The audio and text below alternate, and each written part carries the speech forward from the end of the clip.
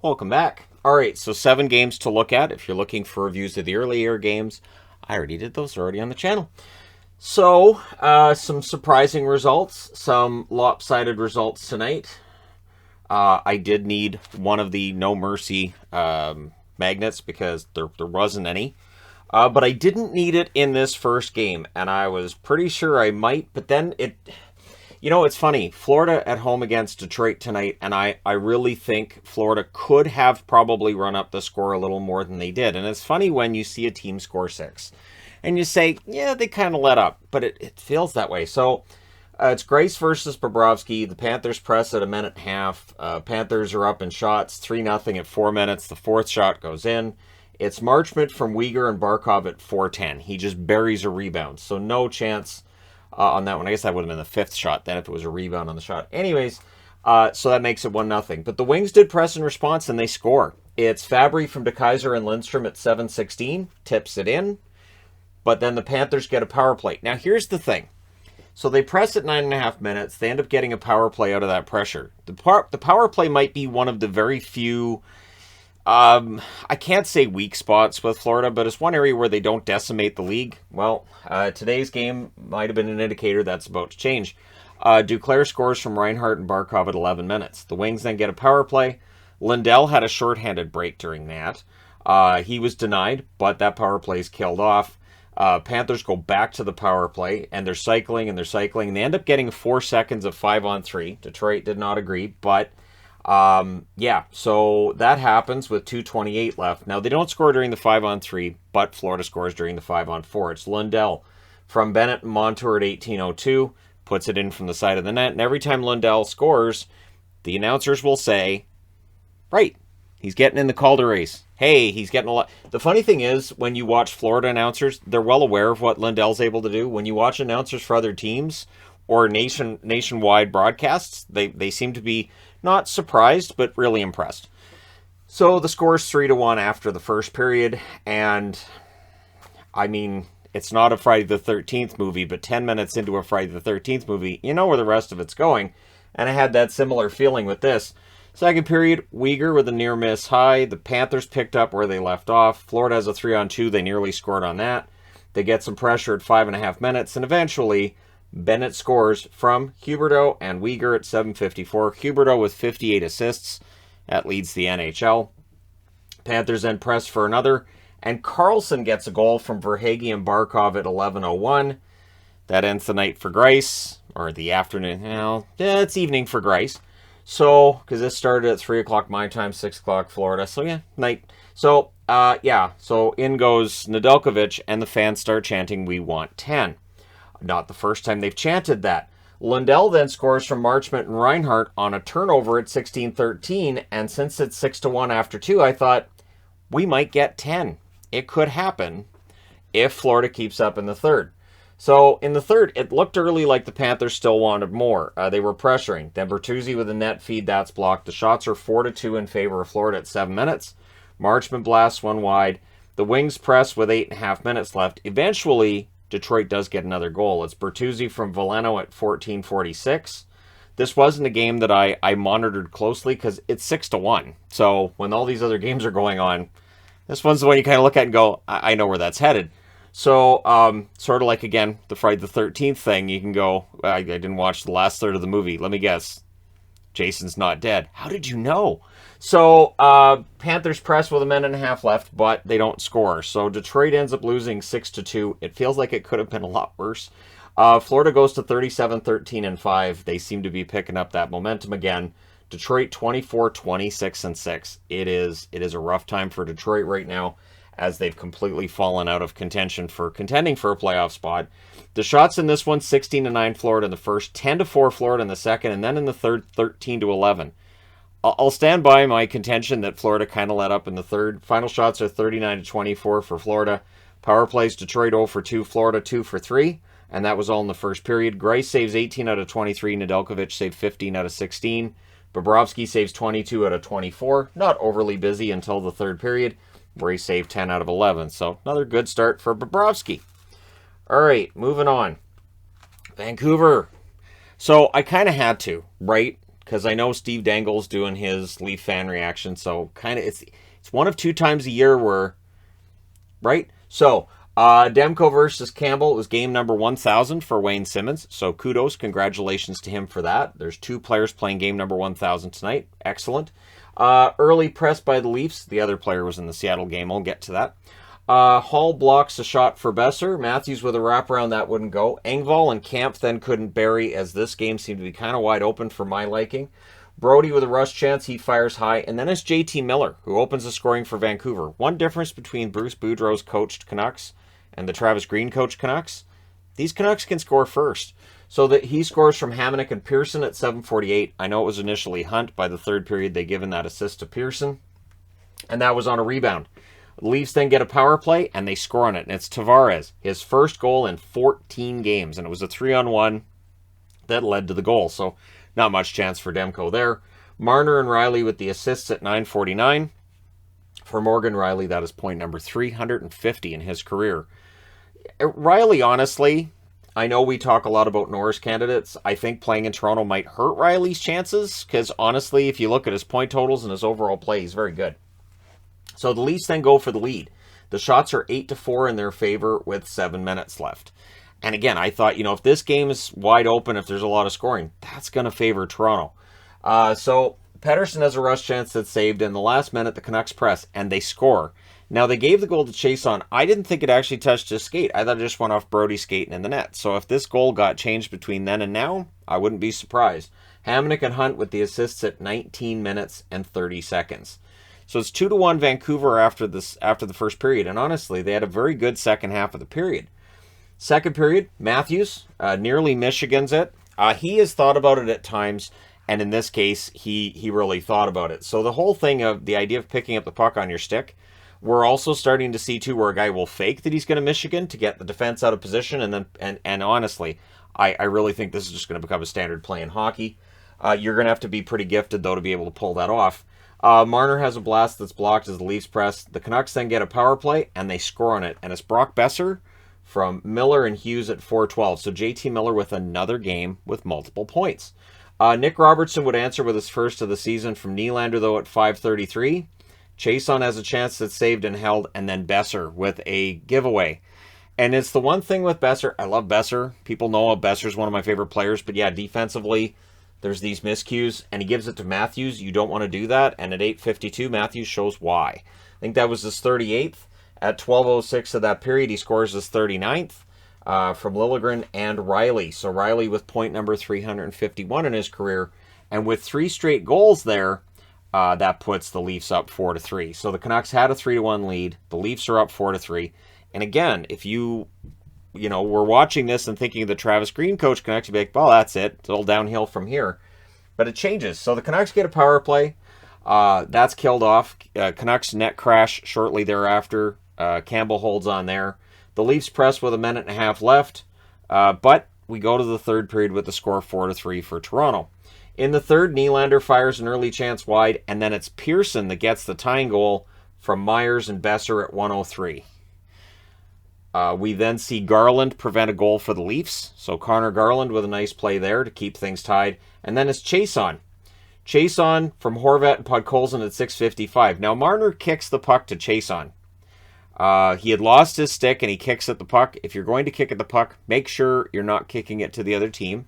And I say this because as a Canuck fan, there are plenty of times where Canucks have made moves that aren't, well, the smartest necessarily at the time. But what surprised me was they gave 2 assists on this goal, because technically isn't that a change of possession if it goes off Marner's skate? But hey, since he kicked it, gets it to Chiasson, that put the Canucks ahead.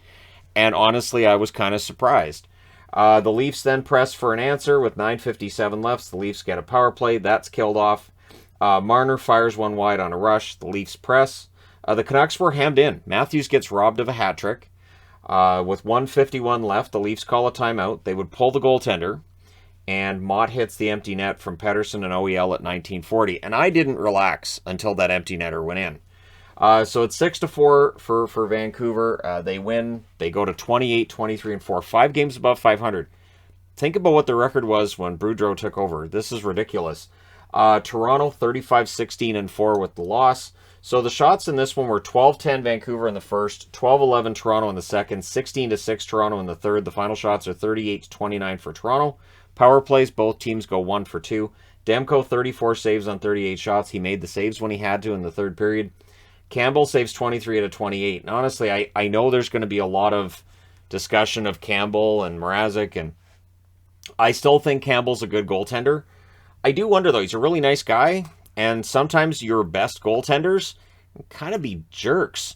And you know, again, I'm rooting for Campbell as much as anybody. Maybe not as much as Steve Dangle, but I do hope that Campbell gets his numbers going. I understand that Leafs fans are upset with the goaltending not being where they want it to be. I don't know how many of these goals I'd put on Campbell and how much I'd put on the defense in front of him. Kyle Dubas has some work to do at the deadline. But the Canucks come out with a win. Very successful road trip for Vancouver. The road trip to the East Coast normally kills their season. Didn't this year, so maybe this year will be different. They're getting my hopes up, and I don't appreciate it. All right, next up, Seattle. Yes, the Seattle Kraken go in against Washington. They had beaten Washington earlier in the season when they played in Seattle. The Kraken, though, were kind of in a bit of a free fall, and their standing wasn't great before the free fall. So it's Drieger versus Vanacek. Schwartz back in this game. Early chances for Seattle, and of course Giordano's 1,000th game, so very prominent in this game. They're talking about him a lot. Shots are 3-0 for the Kraken at 3 minutes. They come out, they're looking good, things are working. Larson has a chance to deflect high, but then 11:30 into the period, it's Wilson as he dives. He scores from Ovechkin and Kuznetsov, and it is a rush chance that leads to that goal, and kind of against the flow of play at the time. And then 34 seconds later, it's Orlov. He scores from Dowd and Jensen at 12:04. So the Kraken did try to press in response. There's a power play for Seattle. That's killed off. And then Donskoy. Yeah, my boy Jonas Donskoy, he gets a goal from Sheahan and Alexiak at 16:56. I'm just glad he got a goal. That's it. Sherry nearly answers. The Caps had a 2-on-1, and Soucy blocks a shot from Ovechkin. Soucy, a braver man than some of us would be. So we go to the second period with the score 2-1 in favor of Washington, though Seattle, I would argue, outplayed the most of that period. Second period, early jump for Seattle, and they get a goal. It's Blackwell. The second straight game he gets a goal. Appleton with the assist at 58 seconds, and Seattle has some momentum. Larson fires one high. Power play for Seattle. That's killed off. The Caps then get a power play, and they score on it. It's Sherry from Wilson and Ovechkin at 11:48. Now, I talked about Florida's power play heating up. If Washington's power play heats up, that should be enough to make sure they don't have to worry about, losing a playoff spot, and might actually get them some wins and have them push towards a top 3 spot in the division. Still enough time left that could happen. Soucy has a chance to deflect wide. There's a late Caps power play, which rolls over into the third period. There's 1 minute and 42 seconds of power play time to start. Lots of time to plan. And Ovechkin scores on the power play at 47 seconds from Karlsson and Backstrom. That is goal number 764. Yager is at 766, so he is 3 away from passing Jaromir Yager, and then he has Gordie Howe to pass to get to second place. McCann then has a chance that's blocked. Mantha nearly buries one from in close. Seattle gets a power play with 11:20 left. Schwartz was denied during that. There was a shorthanded 2-on-1 that misfired. Geekie has a chance that tips out just after the power play expired, so power play not successful for Seattle tonight. Zone time for Seattle, absolutely. They had plenty of time in the offensive zone. They did not have the finish. Johansson comes from behind the net. He fires high. Goalie pull with 3:05 left. Yarncroke has a chance that's saved and held. And at 17:50 with his second goal of the game, Connor Sherry scores the empty netter. Your final score is 5-2 for Washington. They go to 30-18-9. They needed this one. Seattle 17-35-5. Their record continues to sink here. Shots, Seattle 10-6 in the first, 13-9 Washington in the second, 12-6 Seattle in the third. They outshoot Washington 31-25. Power plays, Seattle 0-3, Washington 2-2. Drieger saves 20 out of 24. Vanacek saves 29 out of 31. So, yeah, it's an important win for Washington because, again, you have to worry about maybe Columbus. Maybe. So this game was delayed in its start time because they had a very long ceremony for Rick Nash. It was Swayman versus Merzlikins once we get the game going. It seemed to be a slow start. Now, there was a lot of continuous play, so I don't want slow start to make it sound like it was chippy and there was a lot of whistles. There wasn't. but there wasn't a lot of opportunities. There's a lot of skating back and forth, and I really think that when they have those long ceremonies, I think both teams can kind of get taken out of their rhythm. So I thought that was what was going on early. So there were no shots 4 minutes in, but the play starts to pick up. Hall can't bury one. Columbus has a 3-on-2. That's defended. Laine with a rush chance. He misses wide. The shots are 4-3 for the Bruins at the half. So we got 7 shots over that next 6 minutes. And then DeBrusk scores from Marchand and McAvoy at 10:39. Pasternak's then denied as the Bruins press for more. However, Nyquist scores from Jenner and Laine at 16:57. That ties it. And then Gavrikov scores from Danforth and Kukan at 19 minutes. So Columbus, with a couple of late goals, they're ahead 2-1. Fans are very excited. They were talking about setting an attendance record tonight in Columbus for Rick Nash night. So it's successful after one. We go to the second period with them in the lead. Early Smith Rush has a chance at save. There was a post for Gavrikov, and then the puck goes the other way. Haula ends up scoring from Marchand at 1:51. Columbus would try to answer. There was always that counterattack for Columbus. Bruins get a power play. That was killed off. Columbus gets a power play as well. That was killed off too. Bruins press with 8 minutes left. Columbus would draw another power play. During said power play, Bjorkstrand's denied. Werenski is not. He scores from Voracek and Bjorkstrand at 14:28. So after 2 periods, Columbus is ahead 3-2.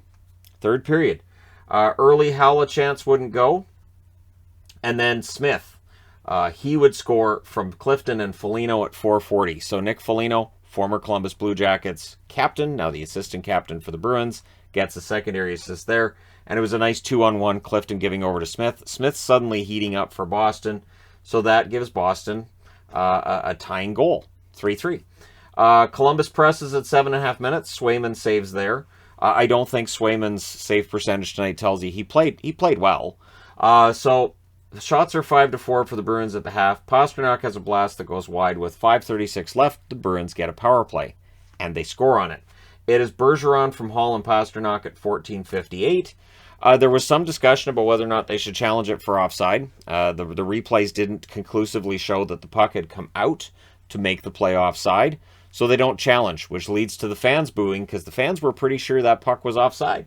Bruins were keeping Elvis in the net, and they kept the play in the Columbus zone a lot, but Columbus does pull the goaltender with 1:20 left. And then with 30.7 seconds left, Nick Foligno goes to the penalty box, helping out his former team. Might want a pizza. It's a pretty deep reference there. You'd have to have watched games in Columbus to understand the Foligno. So 6-on-4, and they score on it. It's Voracek from Laine and Kuraly at 19:58. Clock's ticking down, and again, watching this and going, oh, because again, this one I had expected a tying goal, and I knew there was going to be a tying goal here, and then there was. So we go to overtime. Columbus controls on the faceoff. Laine can't bury one. The Bruins would get the puck. There was some back and forth chances. Not much in the way of shots on net, though. So after a pretty, again, back and forth, wide open, not enough opportunities on the net, both teams were passing when they should shoot in the overtime. We go to a shootout. And in the shootout, Pastrnak gets the winner. Boston wins this one 5-4 in the shootout. They go to 34-18-4. Columbus goes to 28-25-3. So they get a point, but they lose a point on the Capitals, they lose a point on the Bruins, and they fall further off the pace. Your shots in this one, 12-6 Boston in the first, 8-7 Columbus in the second, 12-9 Boston in the third. Both teams had one shot in the overtime. Final shots, 32-24 for Boston. Power plays, the Bruins 1 for 2, Columbus 2 for 3. Swayman saves 20 out of 24. Merzlikins saves 28 out of 32. And again, I don't think the save percentage tells you the goaltending was actually good. That being said, I need to change boards. Montreal. So, it's interesting with the Habs. They changed coaches. Marty St. Louis behind the bench. And again, early on, they lost that first couple of games, but you could see that they were figuring stuff out. And Montreal's a good team right now. This is an interesting situation they find themselves in, because at the end of this season, it's going to be very hard not to keep Marty St. Louis for next season. And it leads me to wonder how many veteran players in the National Hockey League could make a very good coach, but because the NHL keeps recycling the same names more often than not, they don't really get that opportunity. So Marty St. Louis might allow another team to think outside the box when it comes to hiring a coach. So it was Montembeault versus Smith in this one. They needed a big game from Montembeault with Hammond hurt. And of course, you don't want to be throwing Primo to the Wolves again. And it was what happened with Edmonton against Montreal last time. Montreal clearly learned. Hoffman's robbed in close. Suzuki has a backhand that goes wide. Good start for Montreal. Anderson with a net feed that wouldn't go. The shots are 5-4 for the Oilers at the half, which I didn't think told the whole story. Caulfield scores at 10:58. And he's kind of allowed to walk in. You can't give Caulfield that much space. He'll bury it, and he does. So Caulfield continues being red hot since the coaching change. Kane would answer, though, almost right away from Draisaitl at 11 minutes and 20 seconds. So that lead lasts 22 seconds, and Kane buries it. It was on a good forecheck by Kane, too, gets the puck to Draisaitl and then gets it back. The Habs, though, they get a power play, and in the final minute of the period, they go up 2-1. Gallagher. Power play goal. It's his first goal in a while. He still hasn't scored 5-on-5 in a while. Doesn't matter. He needed to get a goal. He gets a goal from Suzuki and Weidman at 19:21. So we go to the second period. Now, 5.5 minutes into the second period, the Oilers are at one shot. I thought that was important because the Oilers really needed to get something going. So as soon as I'm writing that, Edmonton scores. So you're welcome. I've noticed this with my notes. I start writing something on the board, and then somebody scores. So McLeod scores on what was the second shot of the period from Hyman, or third shot because it was a rebound. So Hyman and Bouchard with the assists at 5:37. It is challenge for goalie interference. I didn't see it. And again, it counts. The Oilers get a power play. It was definitely something that Marty St. Louis didn't agree with. That's killed off, though. The Habs then get a power play. That's unsuccessful, but Montreal gets the lead back. It's Suzuki from Weidman and Caulfield at 10:17. Caulfield gets a lot of attention for how he's turned his game around under Marty St. Louis. So's Nick Suzuki. Some magician moves with the puck out there. I really think what Marty St. Louis told them is, go out there, have fun, play your game, get creative. There are certain defensive responsibilities they have, but they're allowed to just access and use all the creativity they have in their arsenal. So the Habs score a shorthanded goal. It's challenged for offside. It was no goal. Was there, 3 goals that got taken back from Montreal tonight? Anyways, the Habs did finish the kill. Paling's denied on a turnover. Suzuki mishandles on an opportunity. The Oilers rush. In the last minute, the Oilers draw a power play. It was right near the end of the period. So third period, the Oilers had a 1:49 power play to start. The Oilers' power play was automatic early in the season. When they went 16-5, the power play was a huge driver. The Habs kill it off. And the Habs penalty kill, which has been a problem, it's starting to turn it around too. So the shots are 3-0 for the Habs at 5 minutes. So they didn't allow a shot during that power play. They get a power play then of their own. Anderson was denied. We get a 5-on-3 for 5 seconds. Smith knocks his net off, and he did. He argued after, I'm not sure why, because you could see there's nobody around him, and he turns around and just knocks the net off.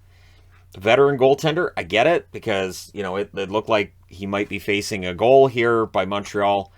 In the end, Edmonton does kill off the 5-on-3, but Lehkonen scores from Kulak at 10:15. So now that the Edmonton Oilers are down by 2, they pull the goaltender pretty early. 3:55 left. The empty net goal is Hoffman from Gallagher and Sherratt at 16:11. Montreal goes into Edmonton after beating Calgary, and they beat the Oilers 5-2. They go to 15-34-7. For the Oilers, 30-22-4. So again, Montreal's not making the playoffs. They're not getting close, but Montreal is making it difficult for other teams. The Oilers desperately needed a win tonight to get above the playoff line, and they don't do it. Shots are 10-9 Edmonton in the first, 12-10 Edmonton in the second, 10-8 Montreal in the third. So they did a very good job in the third period. Final shots are 30-29 for Edmonton. Power plays, Montreal 1 for 4, Edmonton 0 for 4. Pretty much. I mean, it doesn't quite cost them this game. Well, let's see. The empty net goal had been 4-2. The power play goal 3-2. Yeah, kind of cost them the game. Montembeault 28 saves on 30 shots. Smith 24 saves on 28 shots. I think this is going to set off some alarm bells in Edmonton. I think this is a loss that should set off some alarm bells for Ken Holland, and we may see them make a move. We're only 2 weeks away from the trade deadline, so this could very well be the reason that they make a move over the next couple of days. Next up, Nashville. Oh, this is just... I don't know how to measure this. So San Jose, who have been kind of in a free fall out of the hunt anyways. They've won, what, 3 of their last 12 or 3 of 13. It's been ugly. This is just nasty. So it's Saros versus Stalock, and Stalock, his first game in the NHL in a while, and he gets a Nashville team that, I don't know, they just played angry. So early, we get 2 minutes of 4-on-4. The shots are 6-3 for the Preds, though, at 7.5 minutes. They came out firing. San Jose just didn't have it. Meyer tips one wide as the Sharks would press. They didn't get enough shots out of that, though. McCarron would open the scoring from Tomasino and Fabro at 10:43. This is the 10th time in their last 11 games the Sharks allow the first goal. Sharks were stuck on 3 shots for a while. They only ended up with 5 in the period. Duchesne tips one wide as the Predators got some pressure. The Sharks get a power play. That's killed off. And then Duchesne, who's been red hot, he stays that way, from Yossi and Johansson at 18:30. After the first period, it's 2-0 Nashville, and it would get worse. Second period, Yossi scores from Luff and Tomasino at 2:43. It was a fluttering puck, and he just flipped it. He just tipped it, and yeah, it's just one of those ones that goes in. Preds get a power play. It becomes a 4-on-4 for 1 minute and 27 seconds. That was all killed off. Ekholm blocks a Nieto chance. Middleton was denied as the Sharks press. Middleton was denied a couple of times. Predators get a power play. That was killed off. The Sharks get a power play. It lasts 3 seconds. Yep, we get 1 minute and 57 seconds of 4-on-4. Whatever could go wrong did for the Sharks tonight. Everything gets killed off, and then Luff in the final minute, he scores from Tomasino and McCarron at 19:30, and that was after some Stalock saves there to just try to keep it close. It's 4-0 after the second period, and it gets worse. Third period, Nieto has a net feed. The Predators cleared it out. Burns was denied, and then Duchesne just roofs it at 4:43. And then at 6:07, McCarron makes it 6-0 from Luff and Yossi. So that ends Stalock's night. So welcome back to the NHL. Apologies for the defense, and apologies for the fact that Nashville probably understood how close they were to the playoff line and didn't want to stay there. Power play then for the Sharks. Meyer would end up hitting the post. It's killed off. And then at 11:13, Trennan makes it 7-0. Predators get a power play. So I'd wondered how many of these NP decals I had for magnets. Apparently it's 7.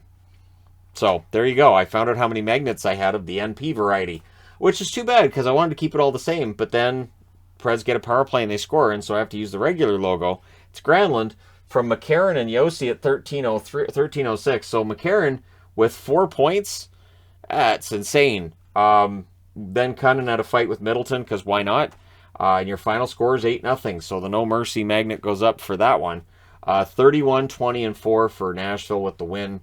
San Jose drops below 500. 24-25-6. And yeah, playoffs are, that's gone. Shots in this one favor Nashville the whole way through, which will surprise no one. 11-5 in the first, 15-9 in the second, 10-6 in the third. Final shots 36-20 for Nashville. Power plays, the Predators 1 for 4, San Jose 0 for 3. Saros saves all 20 shots. I think it was a pretty easy shutout for him in general. Stalock saves 22 out of 28. Sawchenko goes in and saves 6 out of 8. Wouldn't have mattered who you had in net. San Jose's not winning this game tonight. And yeah, so talk about teams that have some decisions to make at the deadline. Do you trade Hertl? That's the question that we're all going to be wondering for the next 2 weeks. Do you trade Hertl or do you try to sign him and keep him? Yeah, so last game up, Calgary and Colorado. This was the game of the night. So the Flames, who have been red hot, only one team's beaten them in regulation over their last long time, and that was Vancouver. So, yeah, not too bad. Anyways, Vladar faces Kemper, and it surprised people Vladar was in the net. But Markstrom's record on the road hasn't been where you might want it to be, so playing a hunch.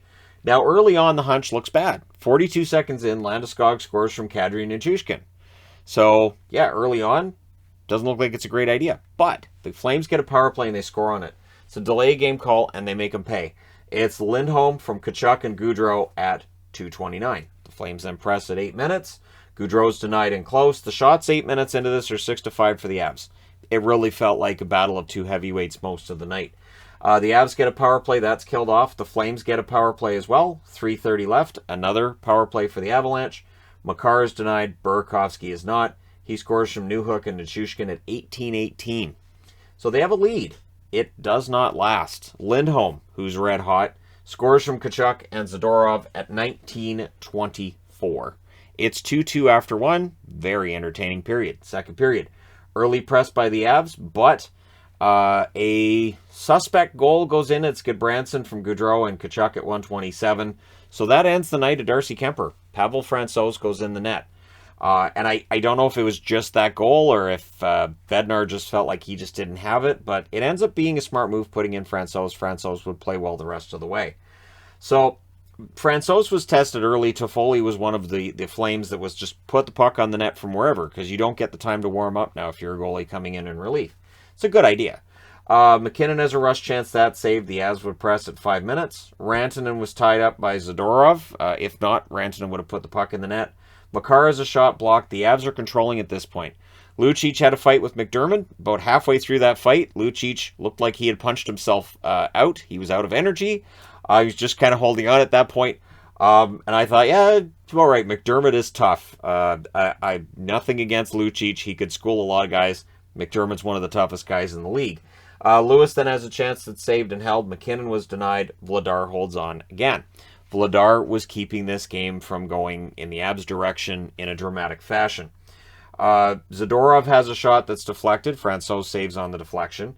Flames had a 2-on-1. Makar defends, and it was such a beautiful... I cannot describe... I mean, I could get, dolls and pucks and try to describe what happened. I can't. Makar just goes down. He makes sure that there is no pass for the 2-on-1 at all. Then he gets the puck, puts it to Kadri, who puts it to McKinnon at 9:40.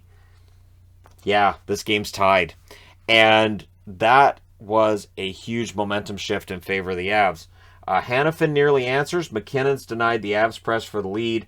And then Monahan was denied on a play late in the period that was against the flow of play. But that second half of that period, it was a lot of Avs chances. Up until then, the Flames looked really good. So we go to the third period. Vladar saves an Eric Johnson shot, holds on to it. Tanev has a shot that's tipped and saved. There's back and forth chances at 3 minutes.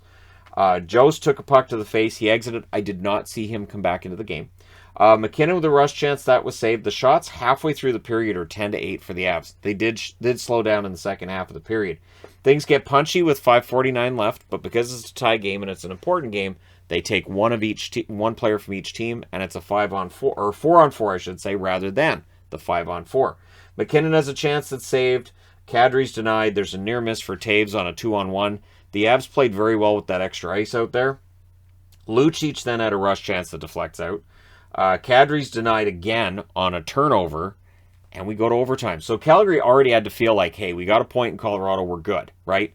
So the Avs control on the faceoff, but the Flames get it. They go down the ice, and Johnny Gaudreau puts it in the net with an absolutely beautiful goal from Lindholm at 37 seconds. Impressive goal.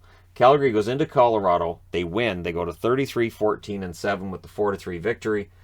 For Colorado, they're 40-11-5. So they have 85 points. They're still home and cleared when it comes to being at the top of the division. And yet, they played well. The shots in this one, 14-9 Calgary in the first, 12-11 Colorado in the second, 15-11 Colorado in the third. Calgary had the only shot of the overtime, the one that matters. Final shots, 37-36 for Calgary. Power plays, both teams go 1 for 2. Vladar, 32 saves on 35 shots. So after that early goal, he saved almost everything else. Kemper saves 12 out of 15, and then Francouz goes in, saves 21 out of 22, and sadly, because Francouz allows the overtime game-winning goal, he takes the overtime loss. But a very entertaining game. They meet 2 more times this year. Clearly, these teams are pretty evenly matched. And so the Flames, this was a big game for them. For Colorado, again, they end up getting a point, but they're going to talk about how they didn't get the 2 points. And so, pretty impressive game all around. Pretty impressive night all around. Let me know your thoughts regarding these games in the comment section below as always. Don't forget to hit like and subscribe if you're browsing your way through. You just happened upon this video. Thank you guys so much for watching, for all your support. I will talk to you again soon.